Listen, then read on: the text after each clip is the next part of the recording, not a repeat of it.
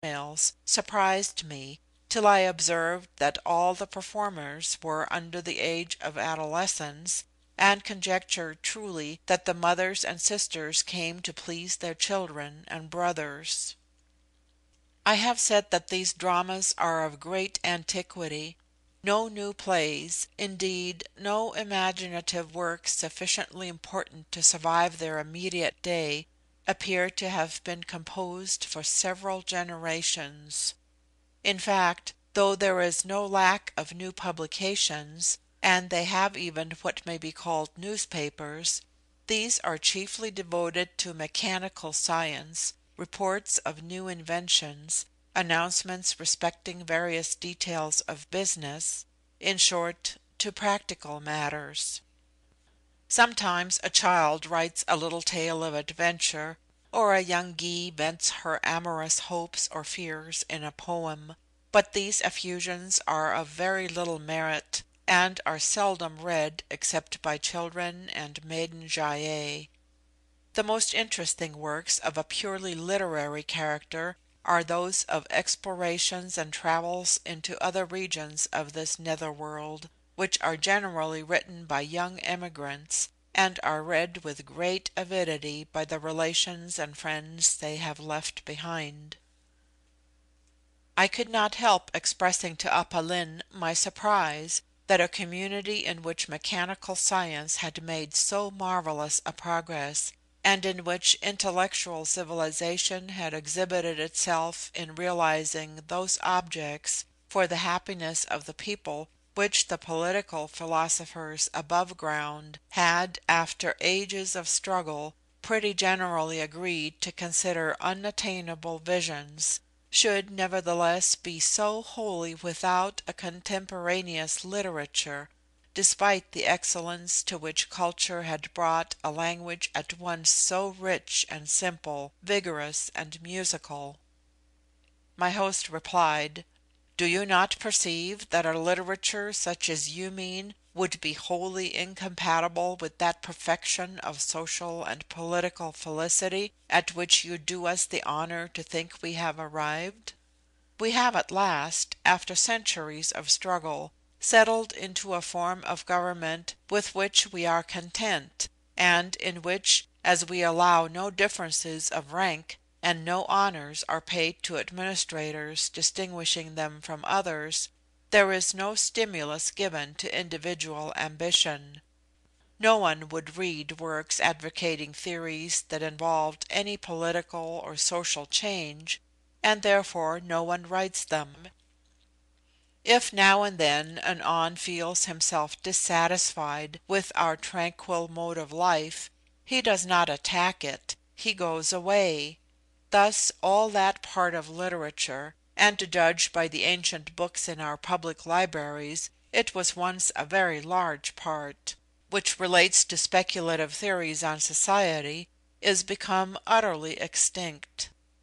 Again, formerly there was a vast deal written respecting the attributes and essence of the All Good, and the arguments for and against a future state. But now we all recognize two facts, that there is a divine being, and there is a future state, and we all equally agree that if we wrote our fingers to the bone, we could not throw any light upon the nature and conditions of that future state, or quicken our apprehensions of the attributes and essence of that divine being. Thus another part of literature has become also extinct, happily for our race.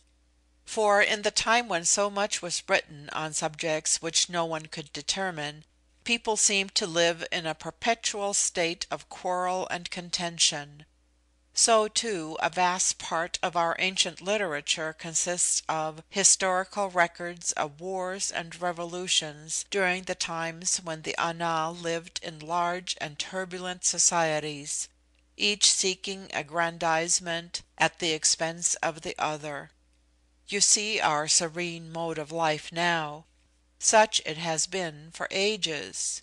We have no events to chronicle. What more of us can be said than that they were born, they were happy, they died. Coming next to that part of literature which is more under the control of the imagination, such as what we call Glaubsila, or colloquially Glaubs, and you call poetry, the reasons for its decline amongst us are abundantly obvious.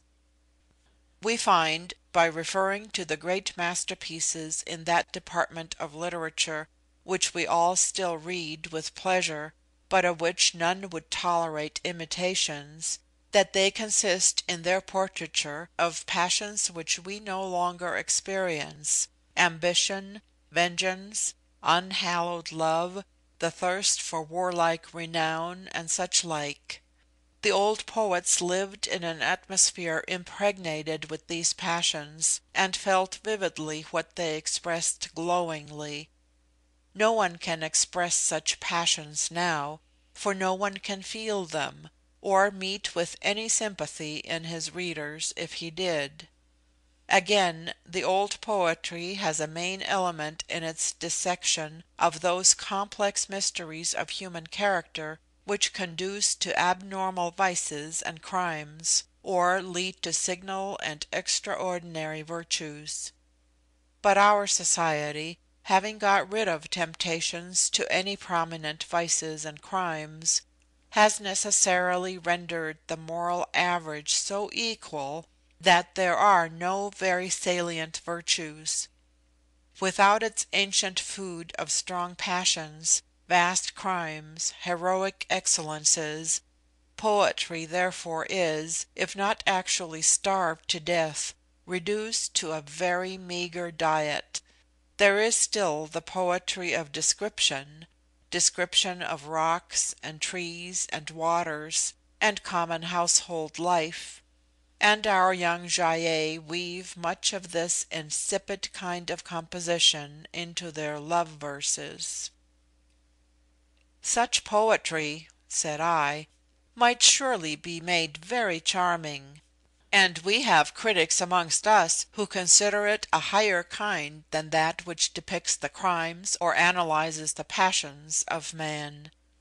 At all events, poetry of the inspired kind you mention is a poetry that nowadays commands more readers than any other among the people I have left above ground." "Possibly; but then I suppose the writers take great pains with the language they employ, and devote themselves to the culture and polish of words and rhythms of an art." "Certainly they do. All great poets do that. Though the gift of poetry may be inborn, the gift requires as much care to make it available as a block of metal does to be made into one of your engines." "And doubtless your poets have some incentive to bestow all those pains upon such verbal prettinesses?"